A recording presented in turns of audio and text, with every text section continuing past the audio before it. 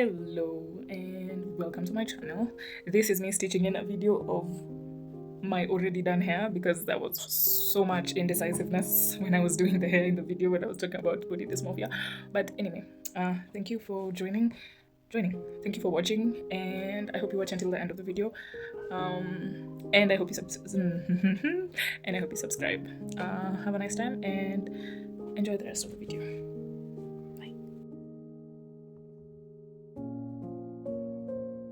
And we're back.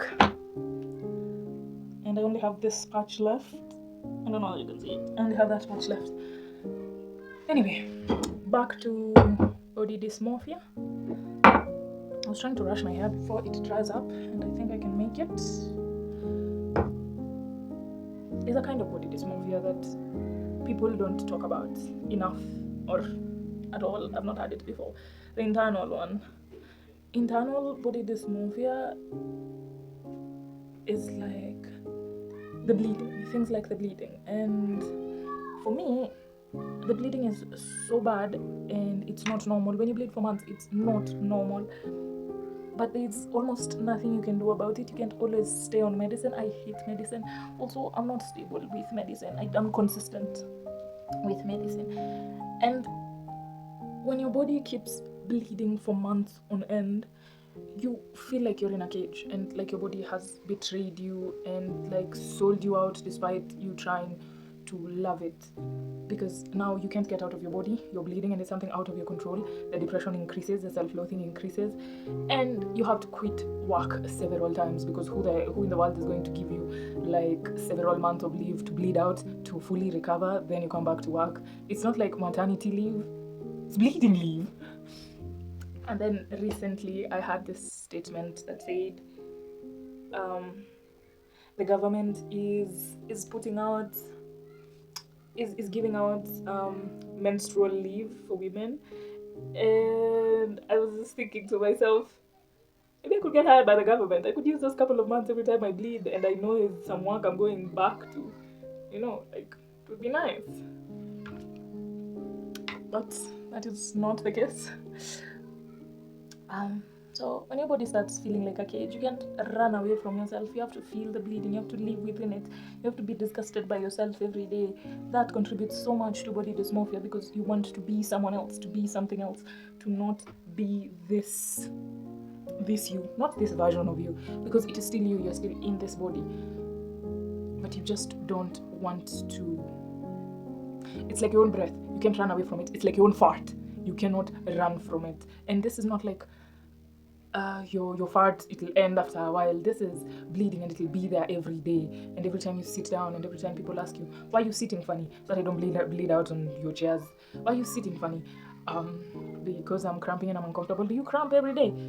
Yeah, I'm in a body I don't like. It just does what it wants. And it can feel like a betrayal, like your body is punishing you for loving it normally or for wanting just to exist. You just want to exist and your body is like, I have other thoughts. PCOS demands a different kind of love. And my body and I, well, we're talking. At least we've reached the talking stage. This is a talking stage you can't get out of because it's you versus you versus you versus you against you and with you. So it's you to decide whether, like right now I'm learning my body and I've had 12 years of this, 12 years of being abnormal. And I don't know, abnormal has always felt like the bad word to use because yes, I know I'm not normal, sure.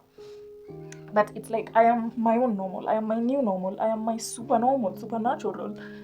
And I started using this Wonder Woman words to describe it, and it felt less horrible. I don't know whether that is the proper word to use, but less horrible. You divert your language from a language of so much hate, and this body is too much work into, well, this body takes work, and let's go build.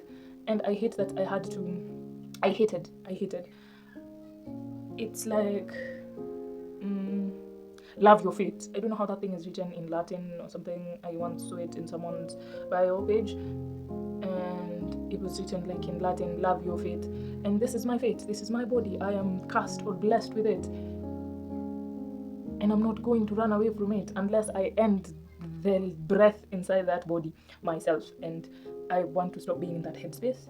So I have worked so much to stop being in that headspace, and I can't keep quitting every job. So what did I do?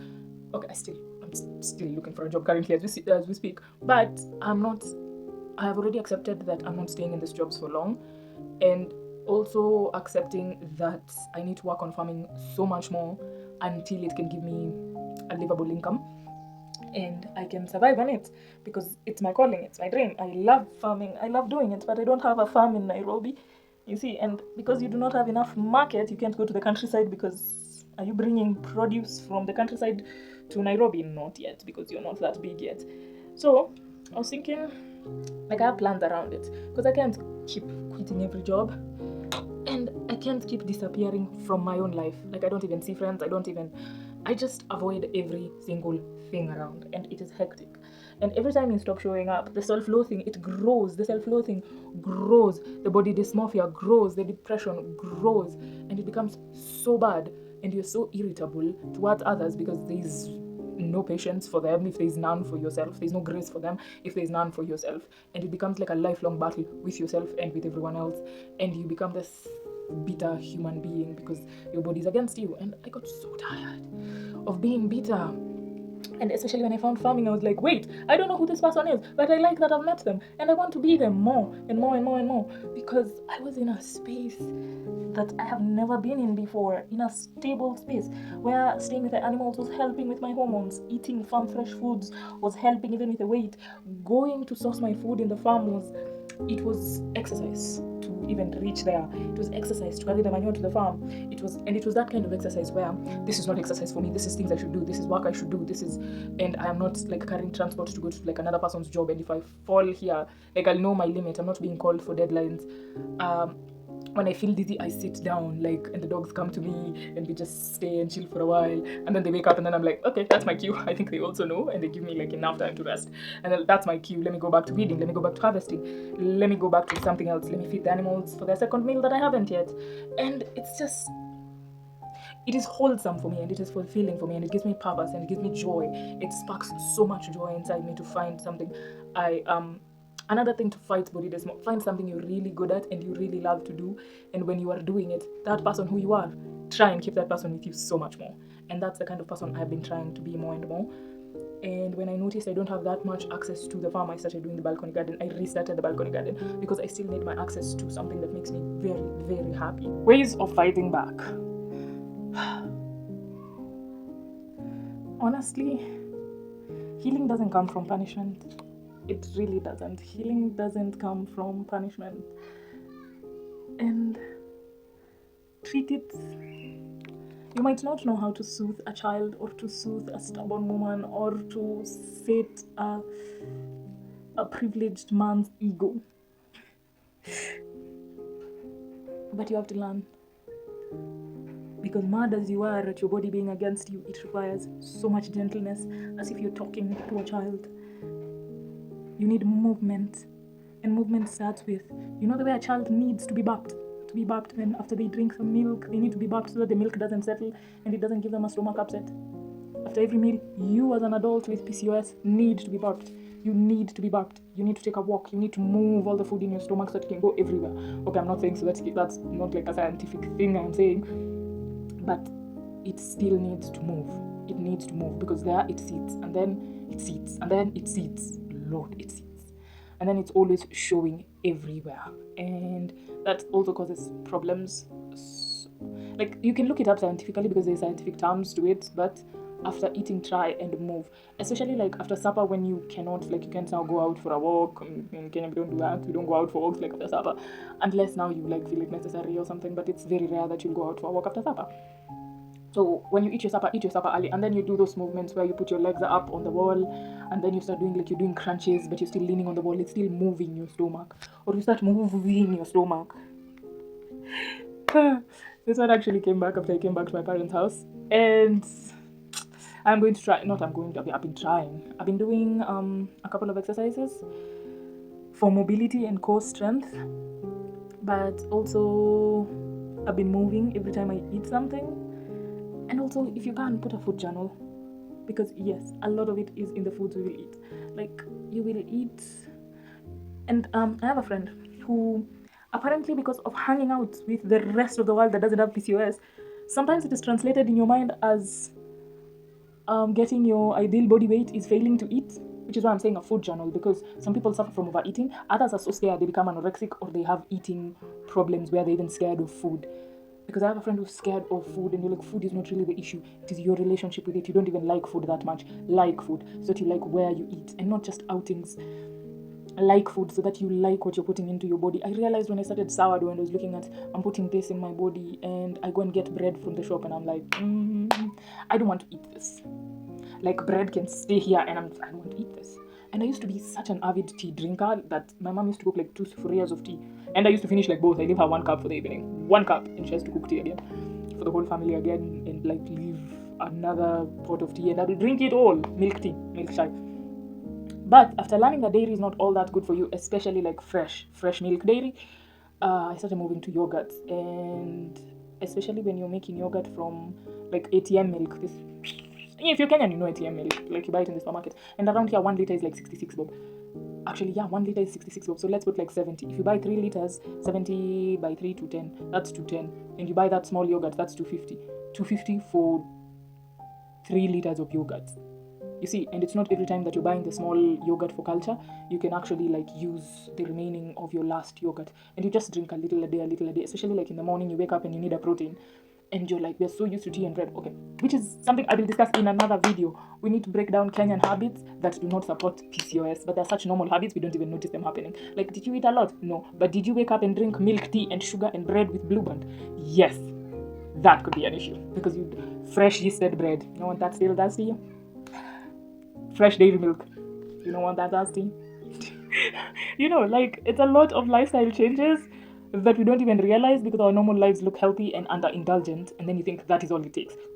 Which is why I'm saying, being in like the normal world can actually make you think that you need to do the normal body things to reach a certain place, and yet your body is different. It is supernatural. It's not like the natural way of things.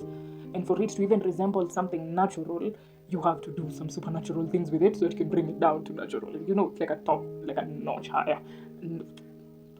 Because we haven't even discussed brain fog. Lord, PCOS is a journey. A journey. I told you my hair will dry out. PCOS is a journey, and you don't really finish it, and you don't fix it. Also, slow strength training. Strength training slowly. You see that 5 liter bottle you have for water? 5 liter bottle for water? That one. Take 2 of those filled with water and lift slowly. Take your baby. Lift your baby slowly if you actually already have a kid, which I know most of us don't, because with PCOS, fertility problems. Yeah, but I'm saying most of us don't. I've not said all of us don't. And I've not said all of you won't yet. Please beware. Like when I'm at the farm, there's these 2 kids, my nephews, who I absolutely adore, and I make it my life's mission. They think I'm just some fun aunt, but no, I'm not. If anything, I'm probably still in a mood, but I'm at the farm, so my mood has lessened. But I lift them, and they're getting heavier and heavier, but I make it a point to lift like one of them up and down, and then you take the other one, you lift up and down, and when they're running towards you, don't fight it, just carry the babies. Like, it keeps your strength up, it builds your strength slowly, it builds momentum, because that is what you need. You cannot pressure this body. Do you know how many times someone can try to do like, strength training, like a bodybuilder, then you're wondering why you're even getting bigger, because it's not mass, it's still fat, because your cortisol levels are high, your body's telling itself, hiya, we are stressed, let's retain certain things. Hiya, we are, like, the PCOS body's communication is just so different from a normal body conversation. Like, your conversation with yourself isn't even like a normal person. A normal person will tell themselves, let's do cardio, let's run, like, from here to the next stop is, I don't know, but anyway, I run 10,000 steps. That's, I don't know, how many kilometers is that? I'll check. But let's say, let's run 5 kilometers. And then they lose weight gradually, or like, even if it's less gradually than you with PCOS, but you'll still notice like good results. You with PCOS, you run once, you get so tired, you get so pissed off, you get irritable, and you're wondering, was I doing this exercise wrong? No, you weren't doing the exercise wrong, you were doing the wrong exercise. You want to speed walk, you want to walk on an inclined places, like you're climbing, but you're walking, you're intentionally walking. that will help so much, because even when I've been big, I haven't been really big. I felt really big. I felt really bulky. But I've looked at, like, when I became really small, I started, like, last year, I started looking at my photos objectively, and I'm like, I've never really been huge. And one of the reasons is because I love walking. I walk. I go to my best friend's place and they don't want to walk, and they have a dog. I'm like, then let me walk the dog, because I still need to walk. I need to walk or else I'll pass out or something. I don't know. It just usually feels like the effect of me not walking would be worse. And I think that has actually helped keep or maintain my weight at certain levels. I still need to do more, and I am doing more. Even currently, I am doing more. But afterwards, I'm supposed to go to the farm, and I'm going to walk a long distance there. So there's no need for me to, like, get out and walk. And I want to do it, like, immediately after, so that my hair can dry in the sun before it actually rains. But yes, I have to walk there, because I also have to take the pig food there. And also we are traveling tomorrow, so I have to put some affairs in order. But point is, walk. Because even as you're walking in your alone time, sometimes walk with your music, sometimes walk with just your thoughts, and then talk to yourself. Be kinder to yourself. These things actually work. It's like, I saw this study that said that if you're kind to, like, plants, and they can thrive even more when you're, like, the way you speak to your animals, the way you speak to, there's so much receptive to your tone. Your body is too. The tone you are speaking to your body, the tone you take up with your body is so important, because you live with you. You will always live with you. Everyone else will leave. Your spouse will go to work, will go to the shop. Your parents will leave and retire and go to places, or will pass away. Your siblings will start their own lives, or will pass away. But everyone will leave, even if they're leaving to go to the toilet. You can't, while you're going to the toilet, you're still going with you. While you're going to the bathroom, you're still going with you. So why not just be kind to whoever you live with? Like, kindness starts with you. Charity begins at home, but it also begins with you, to yourself. And then it goes outwards. And then it's like a ripple effect. Now, something I've learned about slow strength training, it builds rhythms and endurance. Rhythm, endurance, and consistency. You become consistent with yourself. You start showing up every time for these small exercises, this 5-minute lifts, today you do this exercise but still with your dumbbells, tomorrow you do this other exercise but still with your dumbbells, and it's only for 5 minutes. Just do a little a day. I'm using this app called Bend, and I'm picking, like, they have, like, experts activities and beginner and, like, target areas where you want targeted. And I'm always doing head, shoulders, knees and toes. Like, I'm following down, like, neck and shoulders and back and chest and posture, and then core workouts and pelvic workouts. Like, in 7 days you've moved. Like, this is like the Fly Lady. You've moved, and in those 7 days, wherever you will reach, the next day one, the next day one, you're starting with, if you finished with, like, upper legs, tomorrow, today's the 7th day, you're on upper legs. Tomorrow, you're on lower legs and ankles. They even have ankle exercises. Yes, they do. It is that good. But it's stretching and... Yes, it is a lot of stretching, Pilates, yoga type of exercises. So now the rest is strength. That one is for mobility and flexibility. That is why I'm doing it. And I would really recommend it, because there's also a streak that gives you, like, this dopamine hit when you reach your goal on that day. And even if it's 5 minutes, 4 minutes, but you still reached your goal on that day. And it's really nice. Motivates you to do this again tomorrow. And it's gentle on you. Afterwards is when I am in the kitchen, and I will fetch some water to water my plants in the balcony, and it's a 5-liter bottle, and I'll be like, wait, we can use this for weights right now for, like, 2 minutes before I water the plants. And then it's like 2 birds, 1 song. You know, like, it feels really nice. When movement serves life, your body stops feeling like an enemy. When movement serves life, remember that part. When movement serves life, your body stops feeling like an enemy. Because when you are moving to clean, and when you're cleaning, like now I'll clean the living room, you're doing some lunges. When I'm sweeping the carpet, I do some squatting exercises. I squat a little, you do some kegels while squatting a little, and it's like, it doesn't even take much from you, just a little bit of memory here and there. Memory is also a bad thing. Anyway, in conclusion, this video really hasn't been about fixing PCOS. I don't think any video of mine will be about fixing PCOS, because you can't really fix PCOS. I didn't even understand what a chronic illness was, and I didn't even understand that PCOS can actually be a disability, considering how much I keep having to leave work because of this illness. And you're like, I can't get stability because I am partially disabled. But then people around you will say how it's not even visible, it's not even, and you're like, ha ha ha, but it's a debilitating illness. Yay, you'll only think it's visible when I'm admitted in hospital and I fell and I passed out. And you're like, why didn't you tell anyone?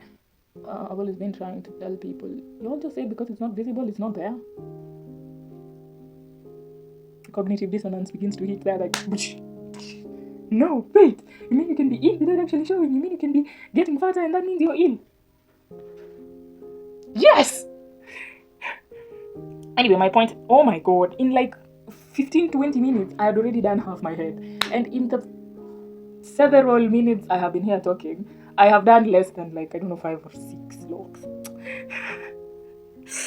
Ooh, anyway, this video isn't about fixing PCOS. It's about living inside it, knowing who you are in spite of the disease, because of the disease, from the disease, every form of word you can put there, because you're living with it, you're living despite it, you're living in spite of it, you're still alive, and you're fighting everything that comes at you with a chronic invisible illness, and you are so strong for that. Especially in a country where resources, even like the resources for knowledge, because I actually think the foods and everything that we can find here are so many, and the better ways to reverse some effects of this illness, some symptoms, but we don't know them yet, and no one is actually sharing like a huge part of their journey like that, or taking this thing as seriously as it is for certain people, because for some people it is mild and they are so normal functioning. For others it is so bad, because when it's not bad for me, I'm normal functioning, but the thing is, that's the problem. When I normal function, I forget I have these issues, and then sometimes they come back so strongly, because when it's invisible, your mood swing will change in a few, but your bleeding will not, and bleeding is the one that will like call me out on this. Like anytime you hear people with their monthlies like complaining about cramps and how the month has gone quickly, you're just like, I cramp every day, but I don't bleed every day. I don't even know when I'll bleed next. And then when you're bleeding, it's like someone tells you, it'll just end, give it a week. I'm like, 2 months, 1.5 months minimum, and that's because I'll take meds now. It's not because it'll stop on its own. But you see, people don't know that about you unless you keep explaining, but you know that about you. So why not take care of you the best way you would know how? Why not look for better ways to take care of yourself before this happens again, or when it happens again, you'll be better equipped to take care of yourself, Anyway, that's all I had for you today. I'm going to finish my hair, because I know once I am off camera, I will finish it in the next 10-15 minutes. Like literally, even styling. Okay, I think styling will be a problem for me, because I don't know what style I want. I never usually know what style I want. I'll probably just do the normal ponytail and like hold it tightly in such a way that I don't have to open my hair in the next 3-4 weeks. It's impossible, but Anyway, bye-bye. See you next time in another video where I don't look like this. Also, I think I'm going to do a short video after I'm done styling, just so that throughout this video, you will have seen the outcome at the beginning and I wouldn't look massively weird. Anyway, goodbye. See you next time. Thank you for being here. Thank you for watching until this far, and be blessed. Bye. Everybody dance now. If this is your kind of content, if you have PCOS and you live in Kenya, or you know someone who does, please subscribe, or ask them to subscribe and like for more.